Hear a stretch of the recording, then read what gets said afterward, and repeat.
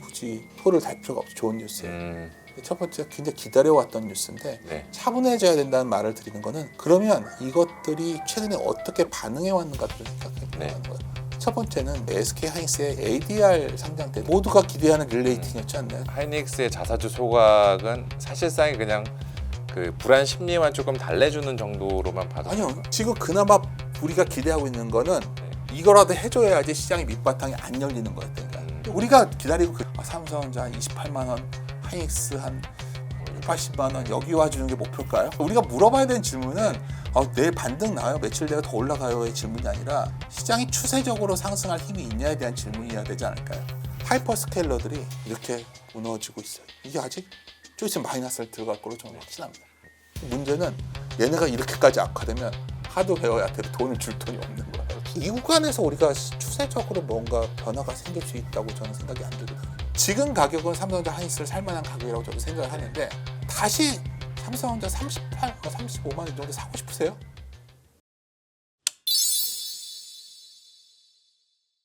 시장이 좀 안정되는가 싶었는데 어제 오늘 좀 주가가 많이 빠졌더라고요. 맞습니다. 상당히 대응하기가 어려운 장인 것 같습니다. 어떻게 보셨습니까, 평론가님? 그런 것 같아요. 그러니까 좀 쉽게 생각하면 대응하기 어렵지 않은데 많은 분들이 이제 오늘 같은 경우는 이제 굉장히 장 마감 후에 좋은 뉴스가 나왔는데 이럴 때 참 차분해져야 되거든요. 그러다 보면 좀 돌아서게 되면 이제 또 새로운 출발이라 생각을 하고 네. 뭔가 해석을 다 하게 되죠. 근데 뒤따른 해석은 별 의미가 없거든요. 우리가 시장에 대해 판단할 때는 시장에서 무엇을 장기적으로 두려워하고 있는가, 그 이제 근본적으로 변화가 생겼는가를 질문을 해야 되는 게 우선하고 그럼에도 불구하고 주가가 어느 정도에서 멈출 거는 또 그 시장의 밑바탕에 있는 오늘 같은 나온 뉴스죠. 네. 결국은 실적도 있지만 주주하는 기대가 있었는데 이런 것들이 밑바탕이 돼줄 것이다. 밀렸을 땐 또 접근하고 뭐 이렇게 접근하는 게 더 낫지 않을까. 저는 오늘도 제목을 가져온 것도 제가 한 말보다는 네. 피터 린치의 월가를 떠나며라는 책에서 네. 89년에 나온 책인데 가장 재미있고 대중적인 부분이 12장에 있는 내용이거든요. 네. 여기에 이제 이런 게 있습니다. 예를 들어서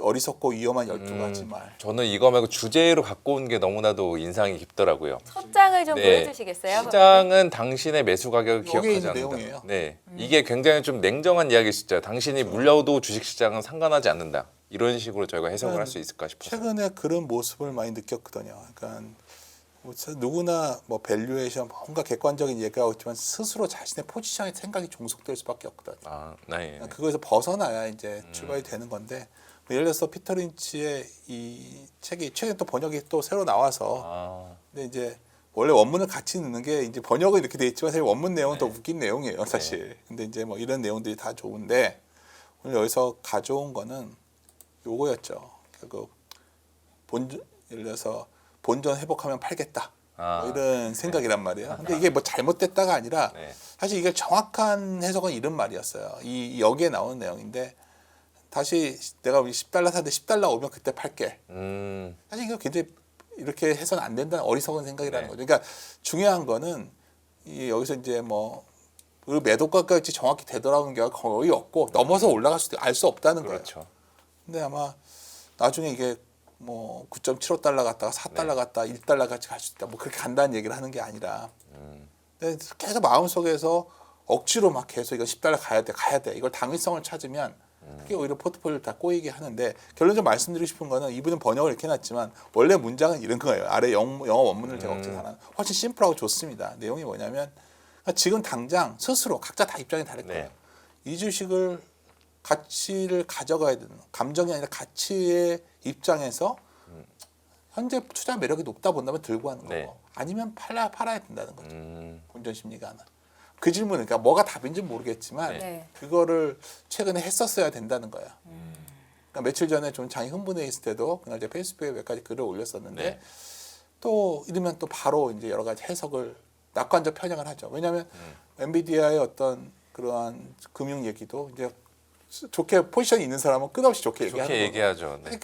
그 내용이 왜 나왔을까 생각해 본 사람들 입장에서는 굉장히 중립적 시각을 가질 수밖에 없었고 그러한 것들이 굉장히 반복되고 있다는 거죠. 그래서 오늘 이러한 마인드 하에서 시장에 대해서 몇 가지 좀 생각을 하려고 하는데 아까 오자마자 이제 한 의원님이 제게 시장 어떻게 보이십니까? 하면 이게 아마 한 달 전에 왔을 때 여기도 보여드렸을 것 같은데 이거 하여튼 리스크가 제한적 때 사야 된다는데 얼마 전에 그게 왔었잖아요. 네. 셀링 클라이맥스가 나왔었으니까. 7월 말의 그렇죠. 말씀이시죠? 네. 그렇죠. 그래서 이제 대강 제가 그때 세 가지 콜을 많이 말했는데 9,385포인트는 연간 고점이 나온 거기 때문에 올해 안에도 쉽지 않고 내년 상반기도 쉽지 않아 보여요. 제가 보기에는. 그리고 저점도 5,260에서 확인된 것 같다. 네. 그렇다면 이게 고점 저점이라는 얘기가 아니라 이 사이 어딘가에서 좀 박스권. 네. 왜냐하면 지금 시장을 억누르는 힘도 매우 강하고 네. 이 파트에 받쳐주는 힘도 강하거든요. 이것이 어느 손을 들어줄 수 없는 상황이에요. 그럴 때부터 주식시장은 비추세 시장으로 전환됩니다. 여기서 굳이 자꾸 뭐 나는 이래서 얼마 갈 거야 이런 거 해봤자 별 의미 없다는 거죠. 지수 전망이 약간 지금은 더 의미가 덜해지는 것 같습니다. 변동성도 줄고 이렇게 되면은 당연히 포트폴리오도 그냥 쏠림에서 확산으로 바뀔 수밖에 없는 거예요. 왜냐면 이것도 옳고 저것도 오를 수 있기 네. 때문에. 그래서 이제 바벨 전략들 얘기를 많이 하는데 저도 현역에 있을 때도 많이 즐기던 방법인데 네. 바벨로 좀 포트폴리오를 분산을 가져가는 건데 여기서 그것까지 다 말씀드리기는 좀 그렇고 네네네. 일단 그런 식으로 좀 차분해져야 된다. 요즘 정말 많이 느꼈거든요. 네. 아까 말씀하시니까 한 일주일 전쯤인가 어디 방송하는데 갑자기 그 어떤 분이 막 흥분해 계시더라고. 드디어 돌았다. 막 근데 이제 올라가니까 시장이. 그렇죠. 그냥 주가 보고 흥분한 거예요. 제가 봤을 때는. 내일도 마찬가지라는 거죠. 우리 어차피 오늘 얘기가 나왔으니까 네. 다들 할 얘기가 첫 번째는 금리 이야기를 하실까요? 아니요. 주주환원. 추정하는 얘기를 네. 하겠죠. 그러면 이제 정말 첫 번째 좋은 얘기부터 먼저 드릴게요. 네. 좋은 뉴스예요, 무조건. 네. 이건 굳이 토를 달 필요가 없죠. 좋은 뉴스예요. 음, 첫 번째 굉장히 기다려왔던 뉴스인데 네. 차분해져야 된다는 말을 드리는 거는 그러면 이것들이 최근에 어떻게 반응해 왔는가도 좀 생각해 네. 보는 거예요. 첫 번째는 우리가 한번 이런 호재 뉴스가 미리미리 시장에서 좀 기다려왔다는 거에 부작용이 뭐냐면 단적인 예로 SK 하이닉스의 ADR 상장 때도 네. 마찬가지 아니었나요? 그때 ADR 되면 ADR 가격이 높으니까 쫓아갈 거라고 다 얘기하지 않았어요. 그랬는데 그때부터 주가 더 무너졌죠. 모두가 기대하는 릴레이팅이었지 않나요? 사실 그 당시에 최하면 정말 너무나 자신 있게 확신 있게 컨비션을 말하신 분들 많은데 뭐 재평가되고 마이크론 밸류에이션 따라잡겠다 이런 식의 이야기가 많이 나왔었죠. 얼마 전에 그 키옥시아인가요? 자사주 샀잖아요. 맞습니다, 맞습니다. 거의 3%를 며칠간 산 걸로 알고 있는데 네. 며칠 일주일 있다 주가 보고 깜짝 놀랐었거든요. 뭐 아시겠지만 네. 그대로 다 그러니까 베타주. 자사주를 샀다는 게 100% 주가가 올라간다는 항등식은 아니라는 거예요. 네. 근데 그럼에도 좋은 뉴스라는 걸 말씀드린 거예요. 왜냐하면 네. 이거마저 없었으면 머리가 아픈 상황이었거든요. 다른 한편으로는 지금 시장에서는 거의 한 달, 두 달 정도로 SK하이닉스 주주하는 많이 기대했잖아요. 그렇죠. 100조 원 이야기하면서 이제는 어떻게 보면 이게 또 새로운의 재료가 될 수도 있지 않나 싶어서요. 저는 그렇게까지는 생각 안 하고 있고 다행히 나왔고 네, 이제 다음에 삼성전자가 더 높은 걸 내놔야겠죠. 그렇죠. 근데 또 하나 내용을 들여다봐야 되는 거예요. 네, 그래서 이번에 노사 합의가 되면서 이게 나왔잖아요. 네, 네, 네, 노사 합의 내용 봤더니 성과금 나오면 현금 주고 나오면 주식 60 준다면서요. 네, 네, 이 주식 60 중에 40%는 그냥 팔 수 있는 거 아니에요. 네, 네, 네, 받으면. 네, 그럼 실제 오버행은 40%가 있는 거예요. 자사주를 그렇죠. 나눠주면. 네, 락업 걸린 건 20%밖에 안 돼요. 이게 시장을 악노는 건 아니지만 아까 이제 오늘 딱 나오자마자 이제 흥분하신 분들이 뭐 이거는 이제 뭐 새로운 이제 그렇죠. 길이다. 예. 제가 다시 말씀드리면 ADR 때랑 반면교사 삼아서 내일도 올라갔다 밀릴 수 있죠. 세론 때문에. 그렇죠. 그러면 사는 기회일 수도 있는 거고. 근데 여기서 더 질문해야 되는 거는 사실 다른 내용인 거예요. 지금 시장이 궁금한 거는 과연 현재 최근에 왜 더 치고 못 나갔을까? 네, 여전히 불안해하는 거죠. 네. 불안의 근원적인 문제가 해결됐는가를 질문해야 된다면 아직 답을 못 줬기 때문에 다만 이런 자사주를 통해서 우리가 또 기대할 수 있는 거는 아무래도 이제 시크릿칼 요소에서 좀 벗어나는 가능성이 생겼구나. 이건 분명히 긍정적인 거죠. 근데 또 하나 주가 빠져 있으니까 매력적이라는 거예요. 좋은 타이밍에 뉴스가 그렇죠. 나왔다. 여기서 더 늦춰졌으면 머리 아팠을 거다. 또 하나는 삼성전자는 더 센 게 나오지 않을까? 이런 기대가 아직 살아있다는 점에서 당장 긍정적인 뉴스로 봅니다. 그러면 그거는 이 정도로 얘기하고요. 왜냐하면 또 뭐 내일은 세로이냐 아니냐고 누가 합니까? 가봐야지 알죠. 이거. 제가 아까 하이닉스 ADR 얘기를 왜 말씀드렸냐면 그 당시를 좀만 복귀해 보십시오. 다들 우리가 이게 채널에 나와서 저를 포함한 모든 사람들이 반성해야 되는 부분이라고 네. 저는 생각을 하는데 정확하게 어떻게 인과관계가 뚜렷하지 않은 사건을 갖고서 확신 있게 얘기하자는 거예요. 정확히 우리는 이거에 대해서 시장의 답을 기다려야 되는 상황인데 왜 그렇게 된 거냐면 일단 첫 번째 드리고 싶은 말씀이 여전히 가치가 뭐냐에 대한 질문에서 출발해야 돼요. 네. 지금 모든 것은 이번에도 이제 결국 프리캐시플로우 말이 이제 점점 우리에게 다가오는데 하이닉스도 프리캐시플로우의 이제 50%는 이상은 무조건 하겠다 네. 했으니까 네. 매우 긍정적 변화이죠. 근데 이제 중요한 거는 그럼 프리캐시플로우가 뭐냐는 거예요. 왜 프리캐시플로우 갖고 이렇게 난린가? 우리 시장이 선진 시장화 가고 있기 때문이에요. 옛날에는 전분기 대비 이익이 얼마 늘었고 EPS가 올라가면 주가 올라간다 이런 네. 단순한 항등식에 의존했다면 한 발 더 나아간 거죠 저희가. 그렇죠. 네. 카팍스라는 게 다 일반화됐고 이 변화를 받아들이셔야 돼요. 그러면 가치를 결정하는 핵심적인 건 우리가 다 알다시피 존버 월리안스라는 사람이 나오고 이거를 어떻게 보면 DCF라는 방식이 네. 있는데 이걸 꼭 계산을 잘하자가 아니라 이 추상 이 개념 자체예요. 그러면 현금 흐름이 중요한 거고 이것을 어떻게 할인했냐인데 왜 처음부터 괜히 이 얘기를 꺼내냐. 지금 모든 문제의 출발은 현금 흐름이 아니라 할인율에 관한 거예요. 할인율을 더 줘야 되는 거 아니냐. 할인율이 단순한 금리만 얘기하는 게 아니거든요. 네, 그렇죠. 그 질문이 나온 지가 꽤 됐는데 자꾸 그거를 지금 사람들이 놓고 있는 거예요.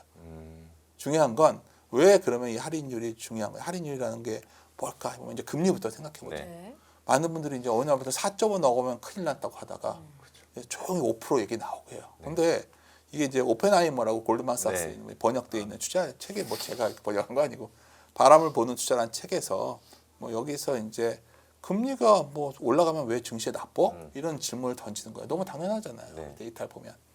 근데 사이클상 위치를 보면 어쩌고저쩌고인데 하여튼 분명한 거는 여러 케이스를 봤을 때 2098년에서 2000년에 보면 10년물 금리가 4.2에서 6.8%까지 올랐는데 그때 미국 주식이 엄청 올랐거든요.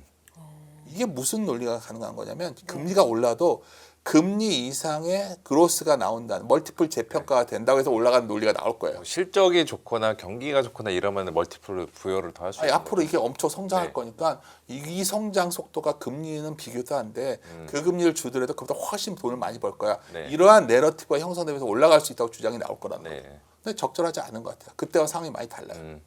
지금은 전밀하게 숫자가 나오는 상황에 대한 고민이기 때문에 네. 그걸 비교하는 건 적절치 않다 봅니다. 다만 여기서 주는 아이디어를 이걸 왜 굳이 이렇게 데이터를 가져왔냐면 미국채 금리가 5% 넘어가면 확실히 안 좋았다는 거예요. 네. 이때 외를 사례를 빼고 나면. 근데 오늘도 주가 잘 보세요.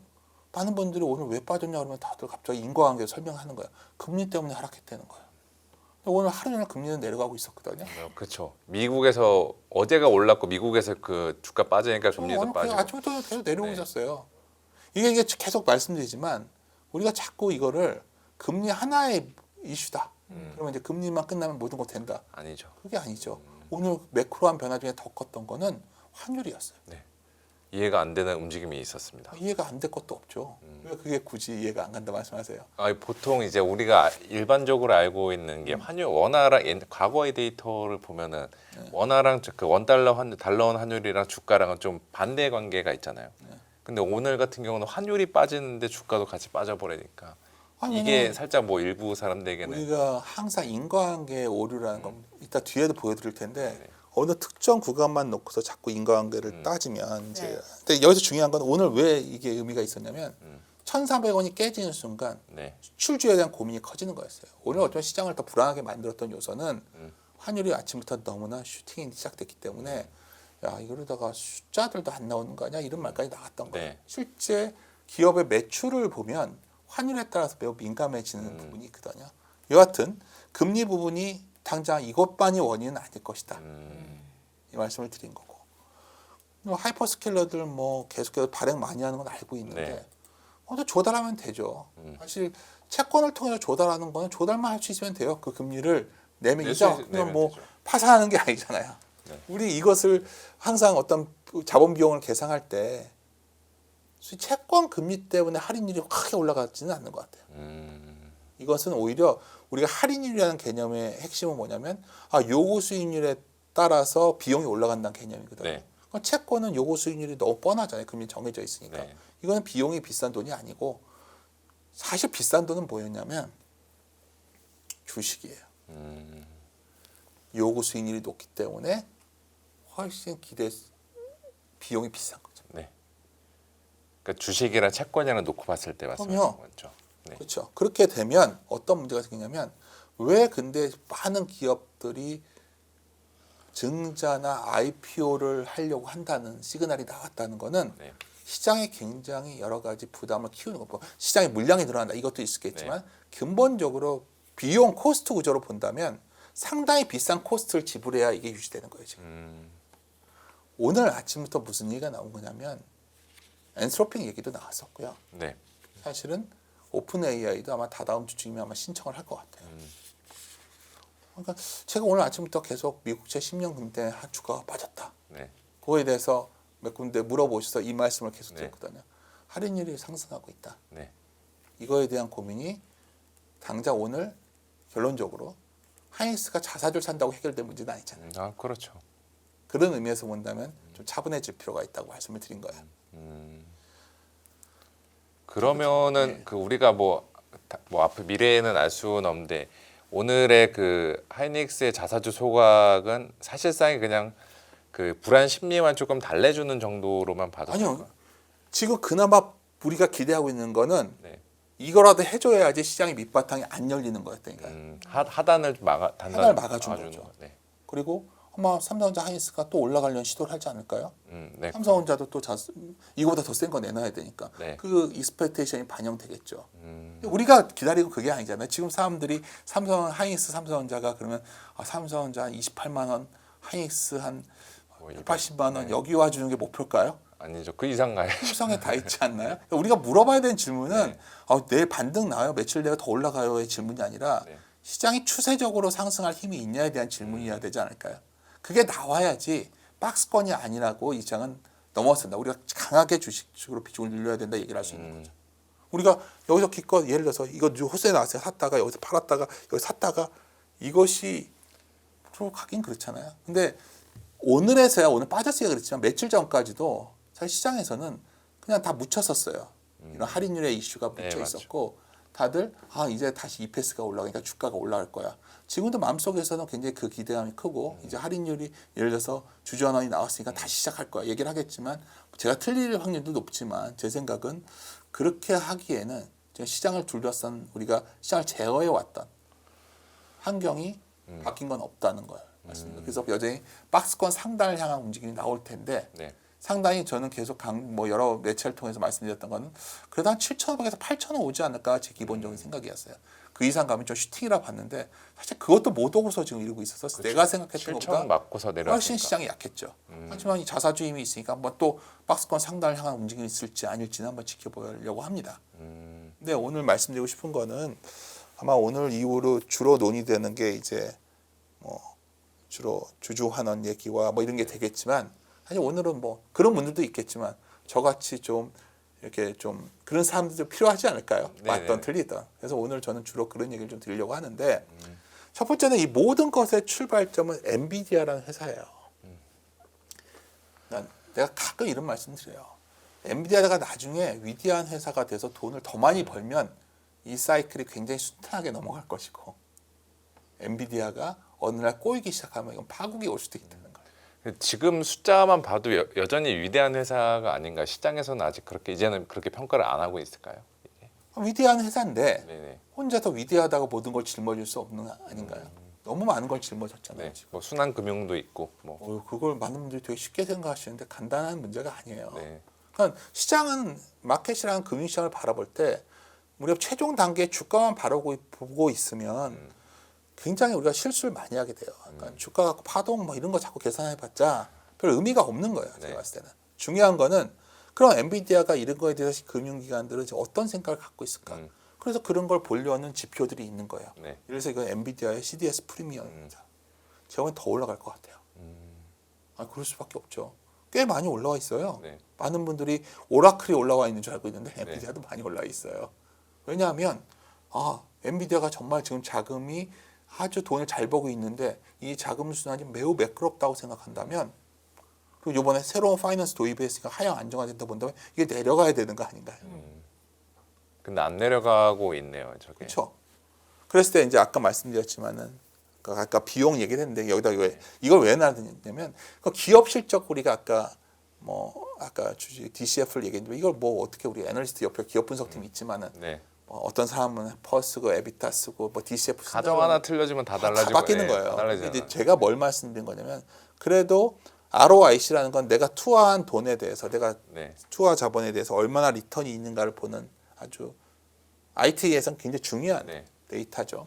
그거 아까 와크라는 게 기본적으로 아까 채권이랑 주식이랑 같은 비용이라고 보면 사실 어떤 기업이 투자한 돈이 비용을 빼고 나서 돈이 남아야 이게 이익이 좋은 나오는 거 거죠. 아니에요. 네. 그래서 보통 ROIC와 와크를 좀 비교해서 보는데 이제는 이런 것들이 외국 기업들 보시가 다 보는 데이터들이에요. 네. 그래서 다 있습니다. 블룸버그에도 가서 보시면 다 있는 데이터인데 ROIC가 무조건 스프레드가 커지면 좋은 게 아니에요. 이게 어떤 비율이니까 너무 이게 커지면 과소 투자하는 게 될 거고 투자를 하는 건 좋은데 어느 선에서 유지가 돼야 되는데 하여튼 하이퍼스케일러들이 이렇게 무너지고 있어요. 이 구간 동안에 소위 미국 서학개미 투자하신 분들이 다 네. 망한 거죠. 음. 기업이 망가지고 있었던 거예요. 이게 아직 좀 있으면 마이너스를 들어갈 거로 저는 확신합니다. 그러면 지금 저 왼쪽에 있는 데이터만 놓고 보면은 당분간은 저희가 하이퍼스케일러 업체들에 대한 접근은 조금 자제를 해야 아니 될까요? 뭐 반등 나오고 하겠지만 18년에 요 구간에 되게 안 좋았던 거 기억하세요? 네네네네. 요 구간에 요 구간에 들어갈랑 말랑할 때 요때도 안 좋았고 들어갔다 다시 나와서 올라갈 때 보는 게 낫지 않을까요? 뭔가 투자한 돈을 걷어들인다는 신호가 나오면 네. 이게 좀 올라가기 시작하거든요. 지금은 비용은 이렇게 치솟고 있어요. 지금 네. 아까 봤던 채권과 네. 주식 간의 어떤 가중평균한 자본 비용을 블룸버그 기준인데 보면은 그래서 이 구간에서 우리가 추세적으로 뭔가 변화가 생길 수 있다고 저는 생각이 안 들거든요. 그럼 많은 분들이 물어보시죠. 요 구간 동안에 소위 하드웨어 기업들은 좋아요. 엄청 뒤에 보여도 좋았어요. 네. 문제는 얘네가 이렇게까지 악화되면 하드웨어한테도 돈을 줄 돈이 없는 거예요. 그렇죠. 제일 위에 최상위 고객사가 휘청거리고 여기서 안 좋을 아, 때는 네. 우리 하드웨어 때문에 안 좋아진 건데 버티만 했는데 이제 여기서부터는 이 둘 간에 어느 정도 합의가 돼야 되는 상황이에요. 기업들 보면 그래서 이 그림이 중요한데 아까 프리캐시플로를 네. 보면 하이퍼스케일의 프리캐시플로 추정치 예상치예요. 내년까지 마이너스 갔다가 돈다는 거고 소위 세미컨덕터는 이렇게 좋은데 할 때 분명한 건 내년 이후에는 이거 누울 거고 이게 올라가면 이쪽이 좋아진다 베팅하는 사람들이 나온 거죠 최근에. 이제 성장률로 봤을 때 증가율로 봤을 때는 그렇죠. 하이퍼스케일러 업체들이 더 매력적이다라고 보면 되겠죠. 그렇게 근데 이게 이 그림이 많이 데이터 써보셨잖아요. 네. 이런 줄 알았는데 이게 계속 마이너스에 있을 수도 있고요. 아, 뭐 그렇죠. 이게 자동치니까. 네. 계속 바뀌어요 이게. 그러니까 이게 주기적으로 업데이트할 때마다 일단 이게 이렇게 누워버릴 수도 있는 거예요. 왜 누울 수가 있죠? 세미컨덕터는 칼팍스 투자 안 많이 했을 거예요. 네. 정확히. 이게 지금 현재 했던 투자 계획보다 네. 훨씬 늘어나고 있는 거 아니에요? 네, 맞습니다. 그냥 프리캐시플로 나눠줄 거라고 하는데 내년 내후년 이게 아마 좀 다 바뀌지 않을까요? 네, 분기 실적 시즌 끝날 때마다 바뀌겠네요. 뭐 컨퍼런스 항상 콜이고. 바뀌어요. 뭐 네. 잘 아시면서 그러세요. RA를 시켜서 업데이트 계속 해보세요. 그러면 이제 계속 바뀌고 이건 어떨까요? 여기는 어떨까요? 하이퍼스케일러는 더 나빠질 수도 있고. 데이터 센터 같은 게 잘 지어져 가지고 빨리 돈이 돌아서 들어오면 올라갈 거고 토큰 네. 가격 같은 이거 어째 다 지연되는 것 같지 않아요? 네. 그럼 이것도 늘어질 확률이 높아지는 거죠. 그러니까 제가 이것이 앞으로 얘가 이것만 보고 투자할 수 있는 게 아니라 이게 변할 수 있는 건데 방향은 시장은 이걸 기대하고 있다는 거예요 최근에. 근데 그보다 더 중요한 건 26년은 이미 이렇게 됐다는 거예요. 네. 그렇겠다. 거의 돈들이 없다. 이 문제에 대해서는 시장이 왜 지금 자꾸 허덕이냐면 하드웨어 기업들은 소위 반도체는 당연히 마진이 높은데 이것이 앞으로의 지속 가능할 거냐에 대해서 사람들은 솔직히 말하면 인정 안 하고 있으니까 PER이 싼 거죠. 그렇죠. PER이 싸다는 걸 자꾸 PER이 싸니까 단순 산식으로 EPS가 나중에 PER이 지금 피어가 몇이니까 쫓아갈 거야. 그런 게 세상에 그렇게 간단하면 왜냐하면 우리가 밸류에이션 지표를 할 때 본질 가치를 하는 접근 방법이 네. 있고 인스트릭 밸류를 하는 게 DCF 같은 거고 또 하나는 상대 가치로 보는 법이 PER, PBR 이런 것들인데 사실 이 부분에 있어서 고민이 되는데 오늘 왜 변화가 다시 돌아가서 왜 좋은 거냐? 그나마 이것을 올릴 수 있는 가장 중요한 게 ROE라는 지표인데 ROE의 분모는 주주환원이 커지면 네. 확실하게 개선됩니다. ROE가 올라간다는 오늘 신호가 나온 거예요. 그래서 다행이다. 좋은 굿 시그널이다. 근데 이 문제까지 해결한 건 아니라는 걸 말씀을 드리는 거죠. 제가 가끔 요새 이런 얘기 되니까 요새 좀 와가지고 맨날 똑같은 얘기 하기 싫은데 재미들 없어 하실 것 같긴 한데 아니요, 이런 상황 속에서 이제 다양한 시각 접하는 거에 투자자들한테 훨씬 더 많은 도움이 되는 것 같습니다. 뭐 좀 어려우실 수도 있고 낯서실 수도 있는데 저도 뭐 한의 원이다 아까 시작하기 전에 누구 어떤 친구 같이 왜 일하냐 네. 데이터를 보고 싶어서요. 음, 데이터를 보고서 판단해 버릇해야 된다는 생각이 강하기 때문에 네. 여러 가지 보면 그럼 하이퍼스케일러랑 메모리는 항상 따로 가야 되냐? 이렇게 같이 가는 시절이 있었잖아요. 이렇게 그렇죠. 하이퍼스케일러 작년 뭐 이런 때요. 그렇죠. 같이 갔었잖아요. 네. 근데 올해 또 같이 갔었고 갑자기 내려오면서 올라갔다는 건 뭐죠? 이게 의미하는 건 아주 심플해요. 가격 부담이에요, 반도체가. 그렇죠. 아까 이게 다 연결되죠. 프리캐시 플로우. 네. 오늘 이 연결되는 그림이 뭐죠? 감당 못해요. 지금 시장을 위를 막는 이유는 뭐냐면 자꾸 우리가 여러 가지 얘기를 오늘 금리도 얘기하고 10년금리 얘기하지만 이 비용을 감당할 수 있어? 이 질문에 대한 답이 나와야겠는데 얼마 전에 코어 EB가 돈을 얼마 벌었다. 네. 그런 데이터 센터 우리 또 한번 따져볼까요? 네. 우리가 이익을 볼 때 항상 우리가 회계는 발생주의이기 때문에 항상 문제가 되는 게 있죠. 왜 통장에 찍힌 돈과 소위 장부상의 이익이 다른가? 네. 이유는 하나예요. 감가상각비 같은 문제 때문에. 그럼 저렇게 돈을 많이 써서 데이터 센터 친 것들이 감가상각비가 언제부터 반영이 되죠? 뭐 앞으로는 계속 되겠죠. 올해 투자 많이 했잖아요. 네. 내년부터 들어가죠 이제. 앞으로 한 5년, 7년간 그 비용을 때려 넣을 거예요 이제. 우리 지금까지는 그 비용을 크게 계산 안 하는 네. 거예요. 이게 철도 혁명 이후에 주식 회계를 계산은 아주 기본적인 거예요. 그래서 항상 그 시기에는 숫자를 볼 때 매우 엄밀하게 봐야 되는 거예요. 내년에는 그 숫자를 감안해야 되는데 그렇게 되면 하이퍼스케일러 기업들은 아까 이게 더 쑥 들어가게 되겠죠. 그래서 아까 감히 제가 마이너스까지 간다. 그러면 매 분기 실적 시즌 때마다 시장에서 요구하는 그 검증 때 눈높이는 갈수록 높아지고 가혹해질 수밖에 없겠네요. 이게. 이번에도 그 하는 하이퍼스케일러들이 FCF 가이던스를 내놨는데 뭐가 나빴나요? 아니 완전 괜찮았죠. 좋았죠. 좋았죠. 그러니까 좀만 내용 보시면은 막 이제 뭐 저 게을러 가지고 다른 친구가 이제 그 듣고 와서 뭐 요약을 해주면 좋네. 네. 그래서 그다음 주가 보면 왜 빠지고 있어요. 이게 내용이 뭐냐면 이거예요 지금. 이게 지속 가능하냐. 그러니까 우리가 PER이라는 거를 많은 오해들 하시는 게 우리 시장에서 지금 너무 이게 만연해 있으니까 PER이 역사적 평균에 얼마 이하 있으니까 싸다. 저도 많이 써 자료 쓰기 제일 좋아요. 아니 뭐 시황 쓰셨잖아요. 밴드 저도 해놓고서 맨날 그거 잘 쓸 거 없는데 그러면 이거 싸다 이거 하면 좋아요. 근데 이제 우리가 PER이라는 지표에 대해서 그러면 이 출발점부터 많은 밸류에이션 하시는 분들이 비판했던 영역이 어디였냐면 네. 안 좋다가 아니라 우리가 가장 쓰기 좋은 지표지만 그러면 PER이라는 오해는 그레이엄이 가치를 찾을 때 PBR에서 출발했기 때문에 네. 부익 대비 싼 걸 찾다 보니까 다음에 이익 대비 싼 걸로 네. PER이 낮으면 좋은 줄 알았는데 엄밀히 말하면 아까 피터 리치가 저 오랜 옛날 책이에요. 89년 책에도 네. 소위 고포에 사서 저포에 저포에 팔라는 얘기가 나오는 거예요. 고포에 사는 종목은 시크릿칼 아니다 논쟁할 필요가 없는 게 투자를 많이 하는 기업은 장치 산업은 시크릿칼인 거예요. 네. 그래서 그 이익이 마진이 유지되면 시크릿칼이 아닌데 우리는 그걸 보지 않았잖아요 지금. 근데 이번에 반도체는 약간 시장에서도 한때는 이거는 시크릿컬이 아니다. 성격이 저도 바뀌었다. 시크릿칼 네. 바뀔 거로 본다니까요. 네네. 근데 선행 과정이 필요하죠. 지금 반도체가 그게 되려면 마진이 쭉 내려와야 되는 거예요. 네. 그 예를 하나 들어드릴게요. 그러면 이게 TSMC와 비교를 얘기하는데 네. TSMC와의 차이를 많은 분들이 그래요. 나는 시크릿칼로 가야 돼. 그럼 도대체 구조적으로 간다는 게 뭐냐에 대한 답부터 해야 된다는 거예요. 지속적인 높은 고마진 이겁니다. TSMC는 그냥 계속 꾸준하네요. 40%대 유지하잖아요. 네. 이럴 때 2023년처럼 전체적인 반도체 사이클이 안 좋았을 때도 40%를 지켜낸 이유가 뭘까요? 돈을 많이 벌 수 있을 때도 고객사한테 돈을 많이 안 받고요.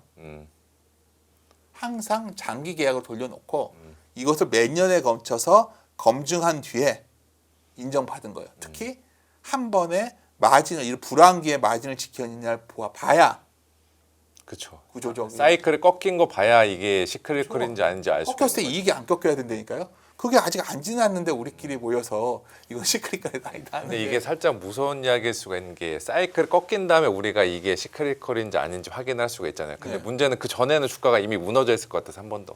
당연히 그렇죠. 네. 그러니까 저는 요때가 보세요. 요때가 TSMC가 어땠죠? 2009년에 네. 부러졌었어요. 네. 이때도 재평가를 못 받았을 때예요. 음, 그러니까 우리는 어떤 것을 주장을 하려고 하려면 네. 그거에 대해서 그러니까 오늘은 좀 한의원님 계신다고 해서 제가 데리고 왔어요. 네. 왜냐면 어차피 애널리스트 같이 일을 했던 사람이니까 네. 뭐 제가 어디 가서 이렇게까지 자세히 얘기는 안 하는 편인데 네. 그래야 되는 거 아니냐는 거예요. 애널리스트 분들도. 네. 최근에 그냥 제가 좀 아쉬운 점은 그냥 PER이 평균에서 얼마 싸니까 이런 논리. 아니면 요새 너무 유행하는 게 MDD거든요. 지금. 아, MDD 가 과거에 사실- 얼마 빠졌으니까. 그냥 그 MDD나 PER이나 다 프라이스에 관련된 것들을 네. 갖고 시장을 판단하고 싶어 하는데 저는 올드한 사람인지 모르겠지만 2023년 TSMC처럼 이런 사례가 나와줬으면 좋겠는데 어떻게 해야 이 사례가 나올 거 같냐면 우리는 다 알고 있어요. 왜냐하면 하이닉스에서 이미 말을 했거든요. 아 이대로 돈 못 받아. 네. 내년도 그냥 다 팔렸는데 큰일 났어. 네. 이러다 고객사들이 그 얘기했죠. 그러니까 나는 빨리 양을 Q를 늘릴 거야. 그래서 가격 원래는 우리가 가격도 오르고 물량도 오르는 슈퍼 사이클이 올 수도 있다고 생각했는데 이건 아닌 것 같고요. 그냥 가격은 올라가는데 물량은 제한돼 있었는데 빨리 물량을 늘리는 사이클로 가는 거죠. 이렇게 되면 뭐가 생기죠? 그래서 뭐 장비를 사야 된다 이런 네. 말씀 드리는 게 아니라 그것도 정말 할 말이 많은데 장비주도 네. 우리 한번 저렇게 주장을 할 거면 네. 좀 실제로 그 매출이 어느 정도 비중을 갖고 있고 네. 뭐 그런 걸 좀 따져봐야 된다는 거예요. 수주 잔고가 얼마나 늘고 있냐 이런 거요. 다 따져야죠. 근데 뭐 그것까지 하기에는 제가 근데 그래서 어려우니까 그냥 네. 대형주 갖고 하자는 거고 네. 중요한 건 이 Q 사이클로 가려고 그러면 저는 이 사이클이 2027년 하반기 정도 시작될 것 같아요. 그게 Q로 다운 넘어가는 사이클을 말씀하시는 거예요? 네? 다운 사이클? 아니요, 어, Q가 방향. 늘어나는 사이클. Q가 늘어나는 사이클. Q가 늘어나면서 마진을 유지해주면 그게 바로 구조적 변화가 생기는 PER이 재평가되겠죠. 이게 작년이나 올해처럼 고마진으로 이제 갈수 주가가 있구나. 가는 게 아니라 마진은 줄어들지만 이익의 절대적인 레벨은 높게 좀 유지해 가는 그 이게 구조로. 지금과 똑같아도 상관없죠. 네. 단가 내려왔는데 Q를 늘려가지고 마진은 70%가 아니라 40, 50%대여도 그거는 엄청난 재평가 요인이겠죠. 네. 그러면 그거는 지금까지 근데 그런 징후는 확실히 보이죠. 네. 왜냐하면 지금까지 우리가 장기 계약이라고 하면 한 6개월짜리인 줄 알았는데 뭐 5년짜리 나오고 하는데 뭐 그렇게 됐으면 좋겠는데 그럼 왜 여기서 그렇게 될 건데 왜 그러냐 당신은 이게 무서운 게 하나 있어요. 왜냐하면 항상 이렇게 기업이 전환되고 싶어 하는데 어디서 막히는 거냐면 여기 이제 빼놨는데 어떤 우리 기술이나 어떤 테크의 새로운 것들이 시장에 정착될 때의 특징은 두 가지를 수반해요. 뭐냐면 기술 혁신도 있지만 비용이 엄청 다운되는 혁신이 나옵니다. 그러면서 죽는 애들이 나오고 살아나는 애들이 다 먹는 거예요. 우리 인터넷도 그랬고 스마트폰도 안 그랬나요? 근데 지금은 비용을 다 다운시키는 방법이 테크에서는 저는 그게 뭐 어떤 거다 말은 못하겠지만 지금 계속 나오는 게 반도체가 이렇게 비싸다면 이것을 어떻게든지 좀 혁신을 통해서 바꾸려는 시도가 나오지 않을까요? 아니면 또 하나 Q 사이클에 들어간다는 거에 요즘 최근에 매우 쉽게들 생각하시는데 예를 들어서 최근 시장에서 뭐 애플 같은 거 막았다고 좋아하지만 CXMC. 한양이 놓치고 있는 게 있어요. 전 세계에서 가장 큰 반도체 시장 중에 하나가 뭐냐면 중국이에요. 네. 중국은 이제 자체로 할 것 같아요. 저도 몇 년부터 계속 실수한 게 뭐였냐면 중국이 범용 시장을 잡았을 때 애써 평가자라 했던 여러 번의 실수예요. 저도 화장품 한참 좋아할 때 LS에 우리 오리나 연구원 네. 있지만 중국 화장품 다 떠서 못 쓴다고 했었는데 어느 날부터 품질 좋아졌고 지금 로컬 쪽에서는 중국이 다 장악하고 있잖아요. 뭐 네. 들어가서 할 수 있는 게 없잖아요. 모든 회차가. 그리고 또 뭐 CATL 정말 회사도 안 쳤어요. 네. 뭐 세계적인 회사가 됐죠. 최근 전기차 어떻죠? 우리 시장에 중국차가 많이 다니고 있습니다 지금. 네, 맞습니다. 네. TV는 어떻죠? 우리 옛날에 중국 TV는 후진 줄 알고 있는데 가끔 해외에 한번 가보세요. 호텔에 TV 있는데 가면 메이드 인 차이나.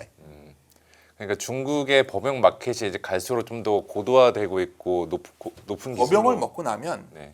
중국이 가진 뭐 그래서 기술이 엄청 혁신이 오는 건 아닌데 하여튼 범용을 먹으면 많은 것밖에 우리가 조선업도 그렇잖아요. 네, 맞습니다. 우리가 조선업도 왜 이렇게 안 되냐 물어보시면 맨날 우리 LNG만 얘기하잖아요. 우리가 LNG 경쟁력을 갖고 있어 중국이 이거 못 쫓아온다. 전체 시장에 LNG는 요만하잖아요. 나머지는 다 중국이 네. 전체 조선 시장의 몇 프로가 중국인 줄 아세요? 이 물어보면 잘도 모르시더라고. 74%예요. 많이 장악했죠. 많이가 아니라 다예요. 걔네가. 그래서 우리 엔진이 그나마 괜찮은 거예요. 너무 많이 배를 만드는데 엔진 될 데가 없으니까 가까운 한국에서 가져오는 거란 말이에요. 그러니까 우리가 이걸 본다면 지금 중요한 건 뭐냐면 어떻게 하든지 이 세계에서 우리가 잘 적응해서 뭔가 장기적으로 네. 제가 이런 말씀 가끔 드려요. 삼성 하이닉스가 위에 물려 있다. 어떻게 해야 됩니까? 정말 애절하게 물어보면 가져가세요라고 얘기해요. 저는. 네. 왜냐하면 몇 년 뒤인지 모르겠지만 이겨낼 거로 봅니다. 정거점 돌파한다. 네. 정고점이 아니라 네.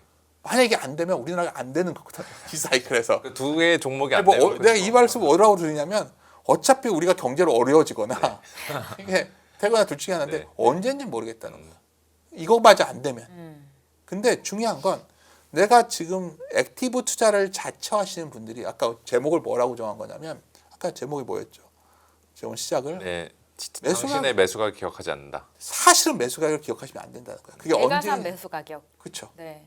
그러면 예를 들어서 지금 가격은 삼성전자 하이닉스를 살 만한 가격이라고 저도 생각을 하는데 다시 삼성전자 38, 35만 원 이 정도 사고 싶으세요? 그렇죠. 고민은 하게 되죠. 그 레벨에서는. 그래요? 네. 그러면 하이닉스 300만 원도 고민을 할 정도예요? 만약에 지금 레벨에서 거기까지 가면은 생각은 달라지죠. 화면이 아니라 만약 그 가격에 그러니까 예를 들어서 네. 뭐 표현이 더 다를 수 있는데 뭐 고점 간다 얘기를 떠나서 고점을 가려면 그 가격에 사고자 하는 사람들이 나와야 되는 거예요. 네.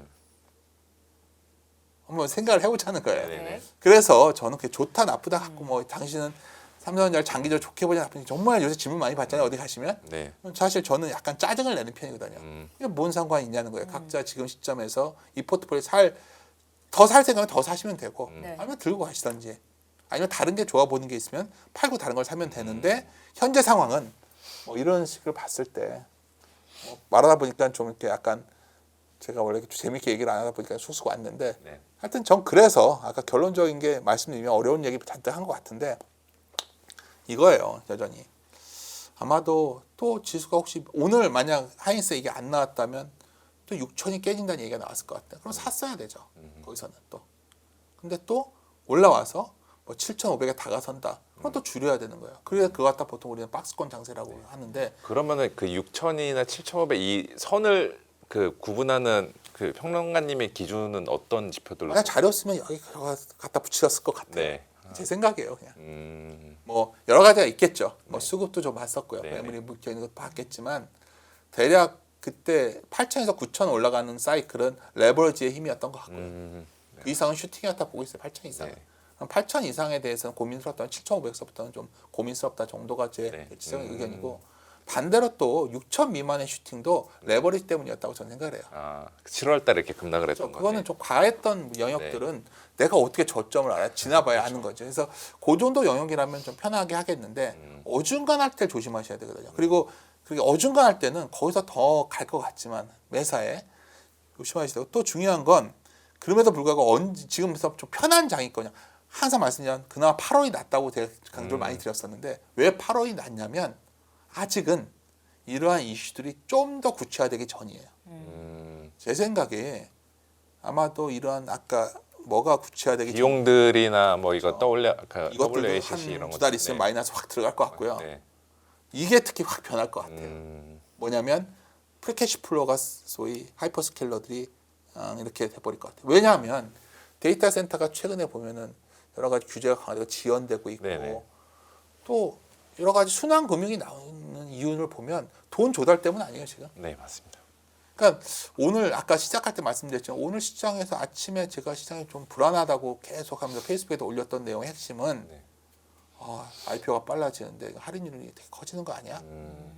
실제 대화방에서 있던 얘기예요. 더 좀 줄여야 되는 거 아니야 오늘? 네. 근데 많은 분들은 또 이걸 좋게 해석하죠. 반도체 들고 있는 분들, 그럼 자금을 조달해서 반도체를 사줄 거야. 그러니까 모든 것은 돈이 들어오면 반도체 사준다로 귀결이 되는데 포지션에 따라 좀 생각이 바뀌는 그렇죠. 거네요. 생각이 바뀐다는 거예요. 그러니까 오늘 제목에 도전적으로 던졌던 주제는 뭐냐면 투자를 할 거면 네. 그러니까 당신의 매수가를 빼고 생각해 버릇 해야 되는 거예요. 그래야 내가 이 주식을 들고 있다고 하더라도 이후에 의사 결정할 때는 어렵죠. 네, 어렵긴 하죠. 어렵죠. 그래서 이제 제가 좋아하는 문장에서 이분이 번역은 참 잘해주셨는데 네. 이런 말은 없거든요. 이렇게 매수가를 기억하지 네. 않는다. 뭐 이렇게 여기서 원래는 어떤 말이었냐면 만약 이 주식을 당장도 들고 있을 생각이 안 든다면 네. immediately 지금- 즉각 팔아버려야 돼. 음, 제가 굉장히 좋아하는 문장이에요. 이분이 더 좀 뭔가 한국말을 좀 좋게 적어놓으셨는데 저는 사실 이게 핵심이라고 봅니다. 그런 의미에서 포트폴리오의 종목들 하나하나 좀 챙겨보시는 게 맞지 않을까. 네, 알겠습니다. 결국 오늘 자료의 결론을 좀 보면 반도체를 지금 당장 팔아버리라는 게 아니라 반도체만 갖고 있지 말고 바벨 전략을 잘 짜야 된다라는 말씀이신 것 같은데요. 앞서서 잠깐 이렇게 스쳐 넘어가긴 했는데 바벨 전략의 한쪽 끝에 퀄리티라고 네. 써 있었어요. 그 기업은 어떤 걸 말씀하시는 겁니까? 쿼런트들이 쓰는 방법이에요. 제가 맨날 직접 계산하진 않고 네. 쿼런트들 같이 일을 좀 오래 했으니까 지금도 아시는 분이랑 네. 같이 일을 하니까. 근데 이게 마지막에 이제 여기 종목 얘기하기는 좀 불편해서 안 적어놨는데 네. 일단 크게 바벨은 뭐냐면 AI를 이제 사실 반도체 투탑 비중이 50% 미만 내려왔잖아요. 네. 절반을 이쪽으로 가져간다고 했을 때 저는 여전히 전자를 선호하는데 여기에 이제 뭐가 들어가는 거냐면 AI 서비스, 데이터 센터 관련된 것들을 좀 네. 같이 넣어서 포트폴리오 짜야 되는 거 이쪽도. 그렇다면 이제 뭐 서비스 관련된 기업들이 되겠죠. 네. 뭐 최근에는 SK텔레콤 같은 것도 해당될 네, 수 맞습니다. 있고 뭐 이런 거죠. 여기서 이제 각자 선호가 들어가는 거예요. 네이버랑 SK텔레콤 뭐가 더 좋냐 모르겠는데 각자 기준이 있겠죠. 전 네이버는 워낙 돈 버는 능력이 떨어지기 때문에 별로 안 좋아하는 거고. 뭐 예를 들어서 SKT는 예를 들어서 최근에 미국 기업들 실적 보면 순 실적 뭐죠? 평가이익이거든요. 네, 맞습니다. 까보면 알잖아요. 그러면 우리나라 그 평가이익 나오는 회사들 찾아가지고 저번에 미래에셋은 스페이스X 때문에 네. 됐다면 SKT는 사실은 엔트로피 때문에 될 수도 네. 있고 뭐 그런 논리로 막 해보고 또 데이터 센터를 짓다 보면은 전부 다 데이터 센터에 들어가는 후공정, 뭐 전공정 장비만 얘기하고 있다. 일단 데이터 센터를 져야 될 거 아니에요. 아니고 반도체도 지어야 될 거 아니에요. 네. 건설. 그러면 그 건설 중에서 어떤 회사들이 그거를 소위 퍼센트 오브 세일즈 네. 영어로 말씀드리는 거는 정말 그것부터 시작해야 돼요. 이게 진짜로 그 데이터 예를 들어서 미국에 이제 최근에 전력 인프라 기업이 많이 들어가서 좋은 기업이 뭐냐 물어봐요. 그럼 사람들이 LS 일렉트릭은 왜 이렇게 멀티플이 비싸냐 물어보면 걔는 진짜 들어갔기 때문에 비싸졌던 거예요. 실제 거기에 얼마나 수주나 매출이 나오냐를 따져보라 하시면 건설 내에서도 그걸 하는 기업들이 좀 있거든요. 그리고 퀄러티는 뭐냐면 그냥 막 이익이 그 버핏 같은 사람들이 좋아하는 거예요. 이익이 막 불안정하지 않고 해자를 갖고 있으니까 네. 돈을 꾸준히 벌 수 있는 기업인데 한국에서 예를 들자면 뭐 화장품에도 일부가 있고 예를 들어서 삼양식품 같은 회사도 있을 수 있고 뭐 ROE가 됐던 그냥 영업이익이 됐던 꾸준히 그냥 여러 가지가 있죠. 원래 그걸 갖다 굳이 뭐 아실 필요 없는데 뭐 스코어링 매겨가지고 막 따지는데 그러면 종목 좀 정말 재미없는 거밖에 안 나오거든요. 그러니까 그렇게만 안 해요. 네. 보통 그걸 섞는데 네. 하여튼 그런 해당되는 종목들이 각자 스타일로 하고 또 증권사마다 리서치 보시면 중소형주 중에서 성장 가치주 하시는 분들이 있어요. 그래서 지났으니까 과거 리노옥 같은 회사가 이런 회사에 좀 네. 해당됐었고 뭐 꽤 있겠죠. 그런 기업들도 있을 거고 이 투자 사이클은 뭐냐면 어떻게 했던 간에 여기서는 간단히 소개를 안 해드렸는데 이게 사이클이 이게 순서가 돌아간다 치면 약간 소재 사이클이 돌 수가 있는 시점이에요. 여러 가지 매크로 환경을 본다면 뭐 AI 투자 이런 거와는 별개로 전체적인 경기의 뭐든지 흐름에 경기의 따라서 흐름에 봤을 때 네. 그렇게 되면 이제 볼 수 있는 게 최근에 이제 소재에서도 은근히 네. 뭐 케미칼이나 이런 데서도 종목을 좀 왜 움직이냐 왜 숫자가 나오지 그러시는데 원래 사이클의 이 특징이에요 지금. 그러면 거기 내에서 뭐 예를 들어서 태양광 쪽도 괜찮은 것도 네. 있잖아요. 미국이 뭐 좀 제어해 준다거나 그런 것들도 좀 구초해서 여기 한 두 종목 넣어놓고 이렇게 하면 어느 날은 여기가 좀 오르고 어느 날은 이쪽이 오르고 왔다 갔다 오르거든요. 네. 근데 우리는 요거 샀다가 요거 팔아서 요걸 다시 사고 뭐 머릿속에서만 매매를 하는 거예요. 내가 봤을 때는 이거를 섞어서 바벨로 좀 균형을 잡아두면 아마도 뭐 좀 약간 그래도 낫지 않을까 생각을 합니다. 그리고 저 AI 투자 사이클 쪽에 이제 바벨 전략의 한 축으로 집어주셨는데 아까도 잠깐 이야기를 해주셨겠지만 빅테크 업체들 이렇게 회사채 계속 발행하는 거 감당해 가면서 투자를 지속할 수 있을까요 이게?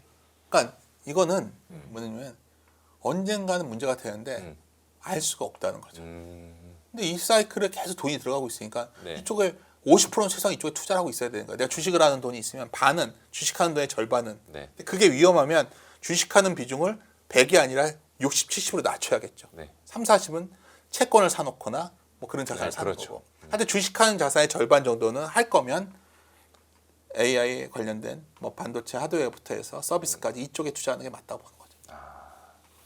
네, 알겠습니다. 네. 요거 하나만 정리하고 넘어가고 싶은데요, 평론가님. 그 다운 사이클에서도 이익이 유지되는 기업이라는 걸 증명해야 된다라는 말씀을 하셨던 것 같아요. 그러니까 2027년 하반기쯤에 Q가 늘어나면서 그런 상황에서 영업이익률이라고 하셨나요? 그게 한 40% 정도 유지가 되면 훨씬 되는 더 높을 건가요? 것 같아요. 그러면 되게- 이제 사이클 산업에서 벗어난다, 성장성 있는 기업이다라고 판단을 할 수 있게 되는 거예요. 그렇죠. 우리는 항상 기대를 하지만 기대대로 되는 경우도 있고 네. 안 되는 경우도 있고 네. 그걸 우리가 투자에선 불확실성이라고 하고 우리가 무조건 전원주식처럼 장기적으로 투자하면 된다는 믿음들이 있지만 왜 다들 그렇게 한 사람들이 안 하는 사람들이 많이 있었을까? 위대한 그루들의 투자 방식이 꼭 그렇지는 않았거든요. 결국은 우리는 미래의 불확실성을 현재 시점에서 얼마나 할인해서 보냐의 싸움이에요. 오늘 말한 많은 것들이 그렇게 가기를 바라고 있지만 그거에 대한 할인율이 올라오고 있냐 내려오고 있냐를 보면서 비중을 조절할 뿐인 거예요. 오늘 계속 말해서 관통했던 거는 그게 유지가 돼야 되는데 네. 그러나 가장 중요한 건 전방의 수요 업체들이 그걸 해줄 수 있냐에 대한 질문이 나와버렸던 거죠. 네. 그 AI 캐비 하이퍼스케일러 업체들이 과연 너희들 할 수 있겠냐에 대한 뭐 어떤 질문이 나온 거냐면 얼마 전까지도 아무도 문제를 삼고 있지 그렇죠. 않았던 소위 SPV 문제, 특수목적법 문제도 나오는 거예요. 그래서 원래 SPV 왜 만들죠?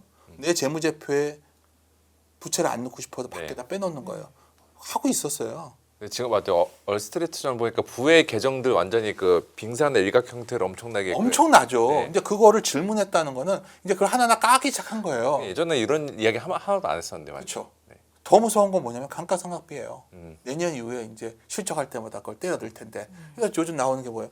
감가상각비 기준을 길게 가져가겠다 뭐 이런 얘기를 하는 건데. 네. 갑자기 얼마 전에 갑자기 좋게 보시는 분들은 엄청난 호재가 나왔다고 그날 질러야 된다고 했지만 제가 어느 방송 가서 이게 왜 그렇게까지 호재입니까? 그때 또 댓글 태가 좀 달렸었는데 네. GPU 갖고 그거를 담보로 잡는다? 네. 그게 우리가 한 번이라도 소위 선박에 대해서도 트랙을 알고 네. 있거나 그러한 소위 대체 자산들이 어떤 경로를 가져왔는지 알게 되면 그게 그렇게 간단한 이슈가 아니거든요. 여기서 하는 약간 좀 그 초기 질문일 수도 있는데 네. 왜 갑자기 시장이 이렇게 엄격해진 걸까요? 올해 6월 돈이 떠졌으니까요. 네? 아니 계속 보여드리는 게 저걸로 봤으니 여기 있을 때는 돈이 있었잖아요. 네네네. 돈은 돈을 넣는데 돈이 회수가 안 되는 그림으로 가다가 이제는 돈이 깨지는 흐름으로 가고 있는데 여기서 계속 돈을 더 써야 된다고 하니까 질문이 나오는 거죠. 왜 우리가 어떤 사업을 하는데 네. 돈을 적게 벌 때는 망하지 않아요. 네. 돈을 사업을 하는데 빚을 내거나 사업을 키우고 막 이러면 사업을 키웠는데 돈을 못 벌면 망하는 거예요. 너무나 당연하죠. 그래서 질문이 나오는 거죠. 네. 이 질문이 멈출 거냐 물어보면 이게 돌아서야지 질문이 멈춘다니까요. 지금 내년 이게 안 돌아왔을 것 같은 거는 이 그림을 보면 저 그림 때문에 안 그림 돌아 FCF의 흐름을 보면 저는 이걸 중시해서 보고서 계속 말씀을 드리는 거고 뭐 제가 이렇게 해서 이 데이터만 알면 된다가 아니라 네. 제가 보는 프레임이에요. 저는 이렇게 보는데 그래서 박스권 주가가 싸니까 밑으로 가는 건 한계가 있는데 네. 올라가는 것도 제한될 수밖에 없다가 뭐 별건 내용도 없습니다. 그 구간에서 결국 우리가 할 수 있는 대안이 뭘까? 그래서 가장 핵심적인 개념은 결국 할인율이 올라가고 있다는 거예요. 네. 이것을 간과하고 자꾸 오늘은 부육채 10년 금리가 올라가서 빠졌고 어제는 뭐 때문에 빠졌고 이거 뒷북 해설해서 좀 뭐 하냐는 거예요. 그거는 저한테는 그렇게 중요한 이슈는 아니다. 네, 알겠습니다. 네, 알겠습니다. 자, 과거에 내가 주식을 얼마에 샀는지 이게 네. 중요한 게 아니라 지금부터는 돈을 어디다 좀 배치를 해야 될지 다시 한번 고민을 해야 될 시점이 아닌가라는 생각이 들었고요. 1부 여기까지 듣도록 하겠습니다. 윤지호 경제평론가님과 함께했습니다. 고맙습니다. 네, 감사합니다. 감사합니다.